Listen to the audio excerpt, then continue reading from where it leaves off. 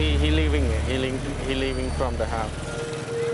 He leaving by tuk-tuk there. And my agent is following him.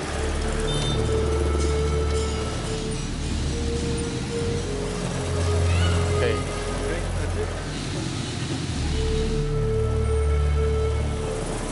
In this area, many children come to beg the money here. The Cambodians know they have to be astonishingly patient. Have you seen him? Tim has been tracking this American for over 2 years, watching the grooming techniques from afar.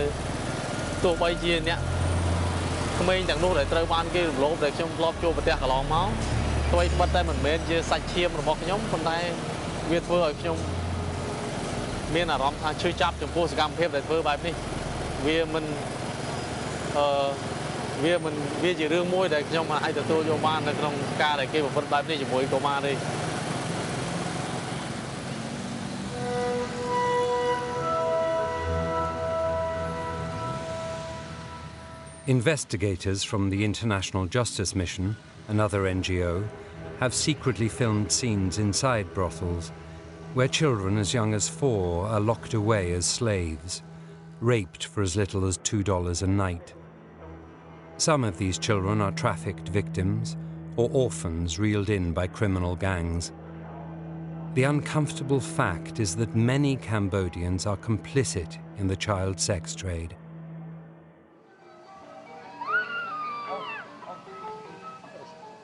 This village is 20 miles northeast from Phnom Penh. This couple sold their eldest 2 daughters, aged 11 and 12, for $200.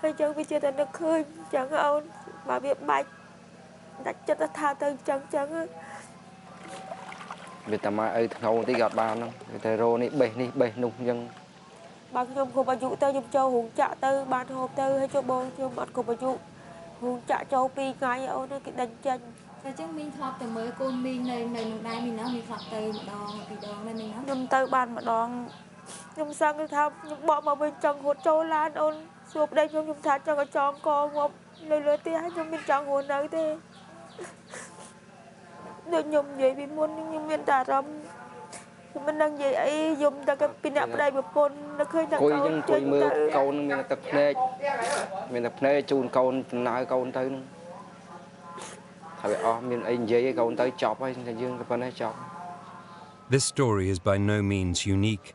In this small village, these parents know of 10 other families who've sold their children into brothels.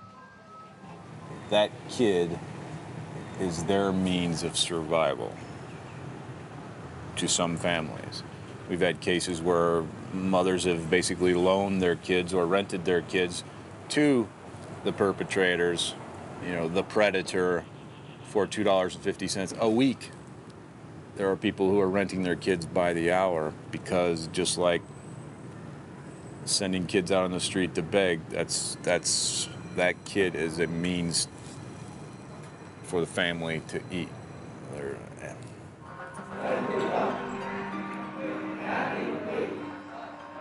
Cambodia's jails are full of foreign paedophiles.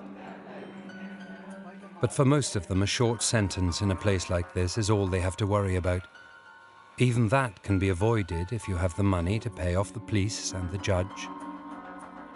America is the first country to be proactive about arresting and returning their child abusers to face justice at home. I guess there's a certain amount of pleasure in knowing that we've stopped a pedophile.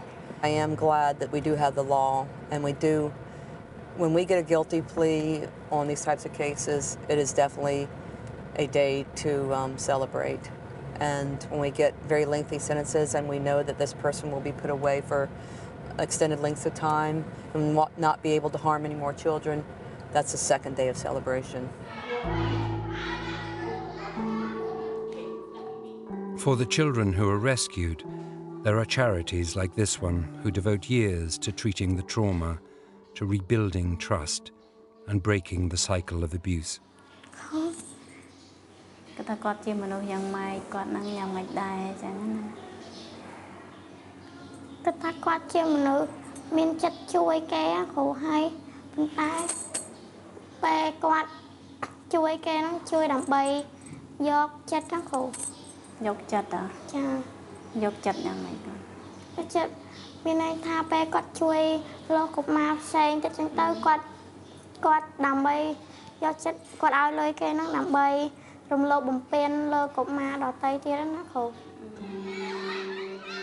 What remains of their childhood will be spent behind bars. These sanctuaries are hidden from the public eye, for fear that the children will be snatched and forced back into sexual slavery.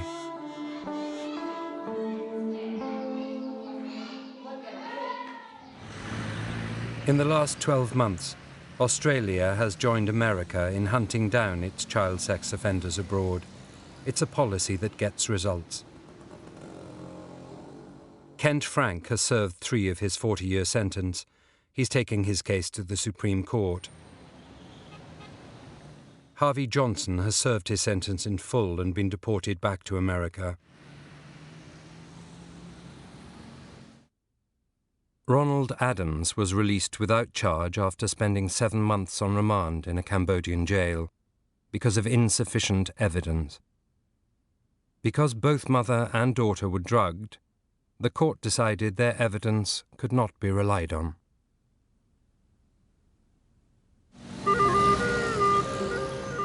Since the Protect Act was passed, ICE have extradited 85 paedophiles worldwide. They are collectively serving over 1,000 years in jail.